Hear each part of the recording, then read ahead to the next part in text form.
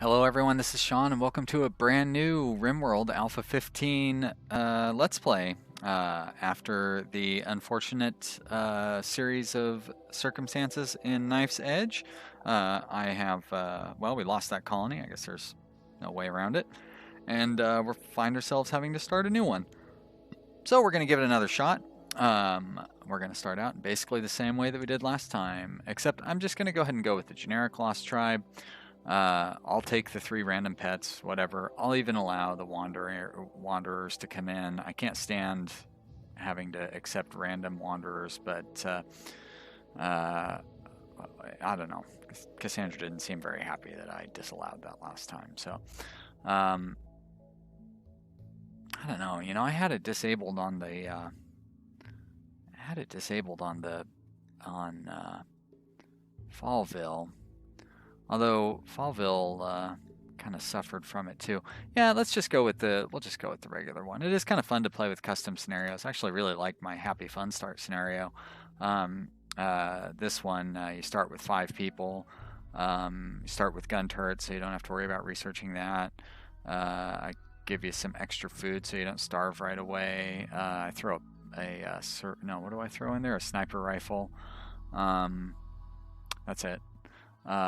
But pretty easy to get a good start on this one, and you start with your normal, it's like a Crashland one, except, anyways, that's like an advanced start on that. But that's not what we're doing. What we're doing is a Lost Tribe scenario, so let's go with that. And we're going to click next. We are going to be on Extreme Permadeath. Now, I tried searching out a seed, and I had found a map that I really liked, but I can't seem to get it to load back up, even using the exact same numbers. So I don't know if there's a problem with the AI or whatever, or you know what I mean, with the seeds, the random numbers, RNG. But I'm not going to bother. We're just going to see. We're just going to find out what happens as we go along here. So I'll try to pick a spot pretty quick here. But what I'm looking for is year-round growing without too crazy temperatures. I'd kind of like the summertime average to be around 80. But I guess really more what I'm concerned about is the winter time not being. So I like this 54 to 73. Tons of rain, which is not going to be a problem. Marble, yeah, that's fine. Small hills, that's good. And temperate forest is the biome I want to play in. So this time around, we're going with the small hills instead of the flatland. So maybe I can get, actually, let's see if we can find a large hills. Those are pretty fun maps, and that last one really was a challenge. So I kind of want to dial it back just a little bit on the challenge.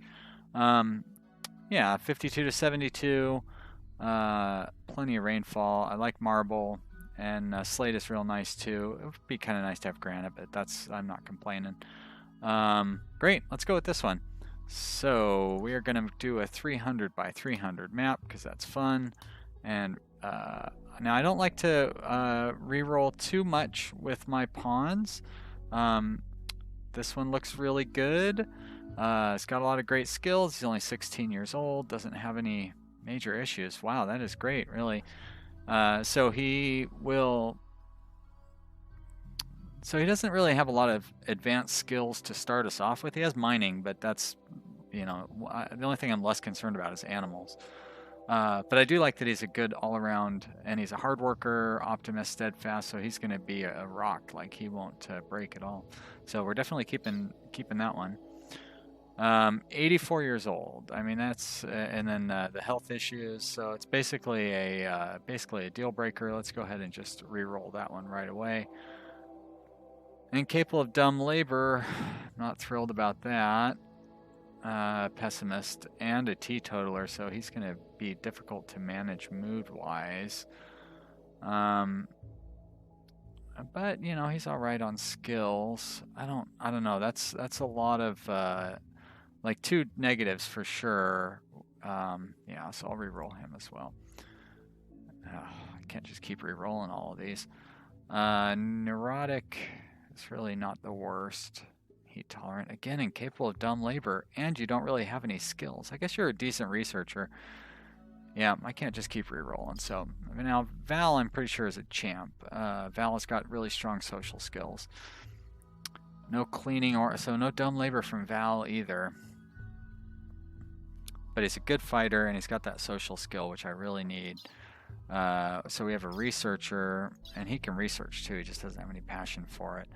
And this guy, so I still need a cook and a constructor. I guess Val can construct. I need a cook and a constructor, and does Val's not a doctor either. So I need a doctor as well. Do I have... You can craft. Alright, so I need a cook, constructor, and a doctor. So you can construct, I guess. You can definitely craft, and you have good skills over here, so I'm going to keep you around. And you can cook, but I still need a doctor. So why don't I keep you? I'm not thrilled with a pyromaniac and what's probably going to be a highly wooden... but as long as everybody else can fight fires, that's fine. I can deal with one pyromaniac. So you were the one who I didn't really care for. So I believe I need a doctor. Because I don't have... So that's going to be the primary thing I'm looking for. And I think I only have you as a cook. So it'd be nice if I could find a doctor who can cook. And that's what I'm going to go for here. So, nope, you can cook, but no doctor. No good. There you go. Dr. 8 cannot cook. Ah, you're pretty. Incapable of social. Well, what's the point of being pretty then? Again, a good doctor, fast walker. Alright, I can just deal with not having a... you know, everybody's gonna get food poisoning, but you know, it seems like everybody gets food poisoning all the time anyway. So we're gonna take these guys. Now, one issue that we've run into before is the game crashes when I try to go to the regular screen. It's not the game that crashes. I think it's Fraps that crashes, the recording software I'm using. But either way, it's gonna crash. So I'm gonna put a little cut in here, and when we come back, I will have laid down some basic plans, so you don't have to sit through me laying down the basic plans of the colony. So I'll see you in a few minutes. Bye. Alright, well, here we are. This is our landing area. Not quite our landing area, actually, because we landed right up there, or woke up right up there, spawned, whatever. So, you know, when I started it out, it looked like this, which wasn't all that interesting, but it did catch my eye to see this fertile zone down here, this huge fertile area. And I saw this great lake down here with the kind of the walls already leading around it. And then I realized that I could build a nice little wall through here, close off this area, and I've decided that's, you know, I'm going to use this as my original little building. I'll put some bedrooms, put some beds in there and everything. And so I kind of sketched out a plan. Now, normally, well, I shouldn't, yeah, normally I go through and I plan out every building I'm going to build in the entire colony. But I feel like the last couple of Let's Plays that maybe hasn't worked out quite so right. So this time I decided to go a little more modest. I still did sketch out all of my original buildings. This will be where the kitchen is. Here's where I'll put the prison. I can have 2 prison rooms. That's all I really ever need. I can fit a full-size hospital here, so I'll never really have to move that. That should last me the entire game. I can set 1 residence building up here. That'll be my dining room as well. And then I can set my workshop here, which means I can put all my storage under here. I'm doing no turrets on this one, so we're going to see how that works out. But that, again, we're going to use this as like our kill zone. So we'll set up some defenses over here, and we'll make everybody cross through the swamp. I think I'm going to have this be the open area, so they have to cross all the way across. And that, yeah, and then I set up the, the exterior wall, for when I get to that point. My original exterior wall is just going to be real close in here, and it's going to kind of basically be walls for the upcoming buildings as well. So I'll get that built pretty quick, and then I'm going to really try to take my time to expand out for the rest of it. I know for sure in the last game I expanded too quickly. I also went through and set this nearby area to deconstruct so I can get some stone early on. A couple of you guys suggested that in the last Let's Play, That's something that I'm not very good at doing. This one's pretty far away, so I didn't want to set it to deconstruct yet. I didn't notice this one over here, but it's pretty far away. Those are pretty far away. So there's not a lot that's really close up, and I'm going to use this for my original building. But I went ahead and marked what I could. I set up some zones. This is just a blank growing zone turned off, which means it'll cut down the trees that are growing in here as they become mature. I have another one of those over here. Last few games I basically would cover my entire area with those, and then they would just clear trees out as I went. But I didn't like how I just couldn't, every time I clicked down I'd open up a zone, so I didn't like that at all. So I'm not doing them in here, I'm just doing them around the colony. This is a stockpile zone set to low, so it's just a catch-all generic first starting stockpile zone. This is my wood stockpile zone, and I have set a what's wrong with me? I've set a roof zone over it, so they'll build a roof over that right away. Oh, and I set up a basic selection of growing zones. There's strawberries, cotton, heel root, smoke leaf, strawberries again, rice, corn, and potatoes. So I do strawberry twice because they'll grow fast, so I can get food coming in right away. And then I do a variety of the other vegetables so I can get the food kind of staggered coming in. Once I get enough food coming in, I'll switch everything over to corn because corn just gives the best the best yield for the time that you spend on it. It's been that way for quite a while. It still is that way in Alpha 15. Who knows? Maybe it'll change in Alpha 16. And I have all my crops set up in 5x5 plots, so I can switch them off pretty easily if I want to do that. I'm going to go ahead and unforbid all this wood here. And that's it. I don't start with any steel or anything, do I? What are my animals? I have a cat and a couple of dogs. Two female dogs, so I'm not going to have any breeding, which maybe is good. Maybe it's not so good. Let's see who is good with what weapons we have. Well, I guess I can let these guys start moving, and it's not so critical that I get everything done when with game paused. I did set. I ordered what is the harvest? I ordered harvest basically all around, so they'll gather up any berries. That does remind me, I want to set up a food stockpile down here so they can gather all the food into one area. And we're going to set that to clear all. We're just going to make it food. And that should keep them busy. Let's give them a work schedule so they're not just doing dumb things. They're doing, whoa, what the... I say let's give them a work schedule so the people who are skilled at things that they're good at. See, that's weird. Why is nobody else set to construction except for this first one, who would be the one that you wouldn't think would be set to construction? Who knows? So, of course, the first thing I like to do is set all of those to 1 and set the hauling and cleaning to 2. Then I set everything else to 0, and then I'm going to copy and paste that into everyone else. Probably don't... I mean, these guys can doctor for now. It's not the... Well, I guess just those two. Actually, this one I do want doctoring. So you know what? I do want to train up the 2 people who are capable of doctoring. But if it comes down to it, I'll turn the other ones onto it. Once I get past flicking, of course, I set everything else to 2 as the highest. That way, if I need an emergency, I can set that to 1 and it'll become more important. But for now, we're going to make 2 the highest on that. I'm not super concerned about animal handling, but this guy is the highest skilled on it, so I'll set him there. We do only have 1 cook, so he's going to do that. I'm not going to worry about hunting at this point. I am going to worry about constructing, so I'll have both of my constructors set to construct. And both of my, well, this is the only one I can have be a primary grower because he's a constructor, and he's going to be a miner as well.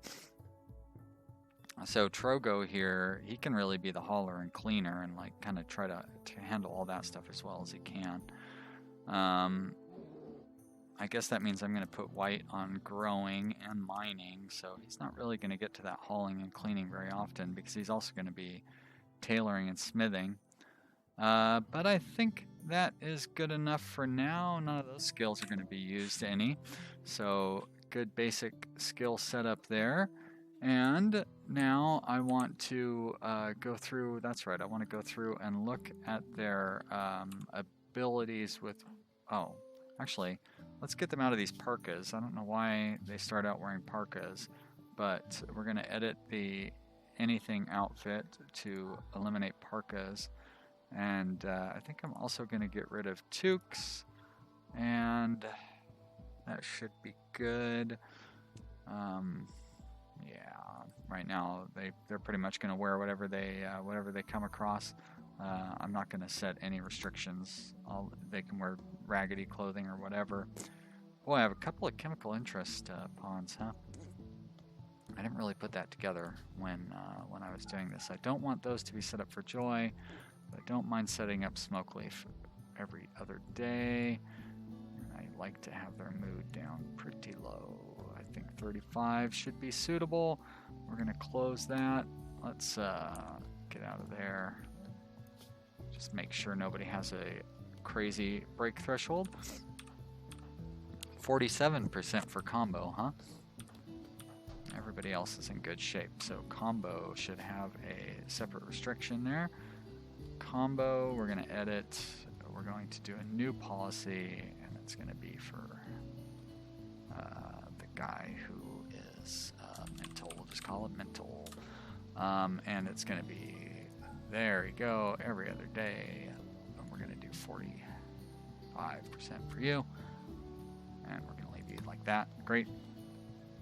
And I probably should get this room turned into a room instead of just being a, I don't know, a bunch of walls. I'll just put a door there and a door there for now. Get that built up. Oh yeah, I was going to give everybody weapons. That's what I was trying to do when I started telling them to take their jackets off and whatnot. I guess that's not a parka. I thought he was wearing a parka, but he must be wearing just a... Well, he is wearing a parka. Why isn't he taking that off? Oh, there he is. Now he's taking it off. Thank you, Alboyo. What are you competent in, Alboyo? Yeah, you're a pretty good pawn. So you are a shooter. So I like to put an H for the pawns who are, you know, okay for shooting. That way I know what to equip them with weapons, and I can pick them out quickly. Somebody who has a passion for shooting, I usually want to make them a sniper. So I'll put an X on their name so I can pick them out when it's time to know. Over here, this guy is pretty worthless overall. He could really do either one, but typically these worthless guys, I'm going to put an H there. This guy... I guess he's a melee fighter, so we'll do melee. I think he has to start with 2 melees anyways. This one's definitely a melee specialist, but also capable of shooting. But we're going to do melee for Trogo there as well.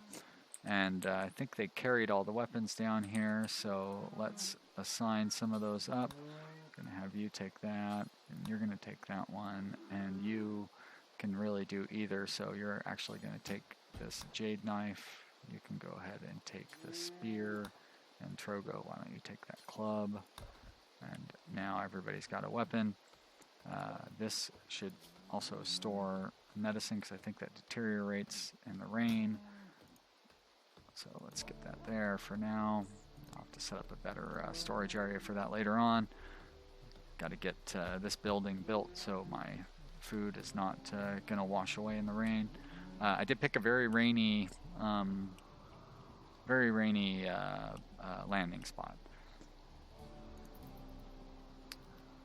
Don't need to worry about setting up those restrictions quite yet. We'll just let them kind of set their own agenda. Probably should give them a joy activity. Just throw down a horseshoe pin here. Just plunk that right in the middle of that field. Squirrel revenge, huh? Why is this squirrel... How did I harm a squirrel in the first place? Oh, it's not. Oh, it's attacking my cat.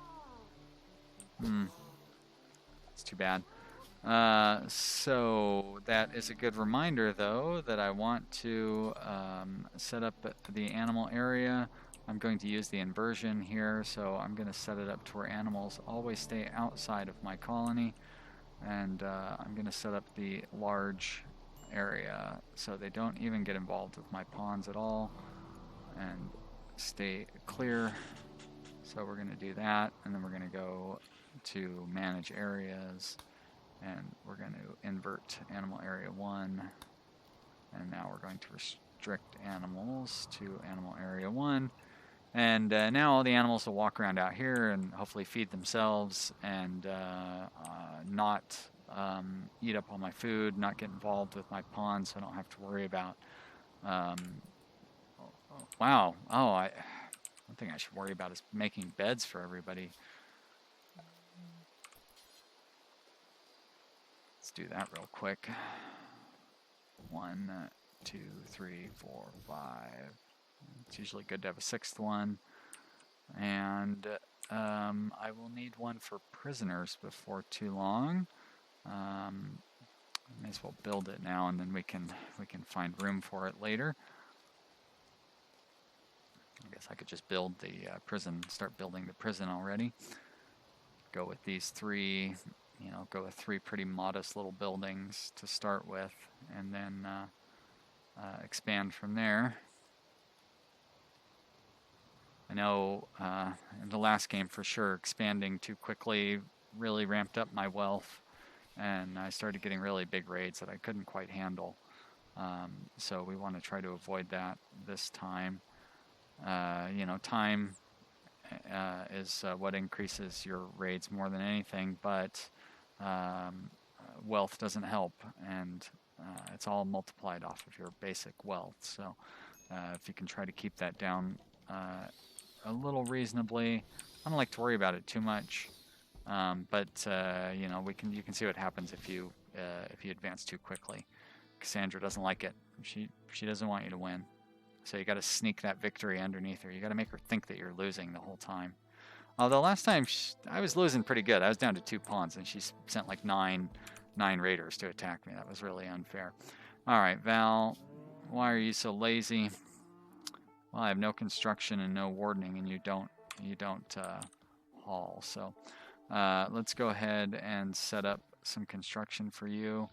So you're going to do a structure and build a wall, and we're going to build our little kitchen area here. Oops. Don't need that square right there. Put a couple of doors on there. But I shouldn't be building these wooden doors. I should build steel doors. I don't have any steel yet. So let's do that. And let's find some steel to mine.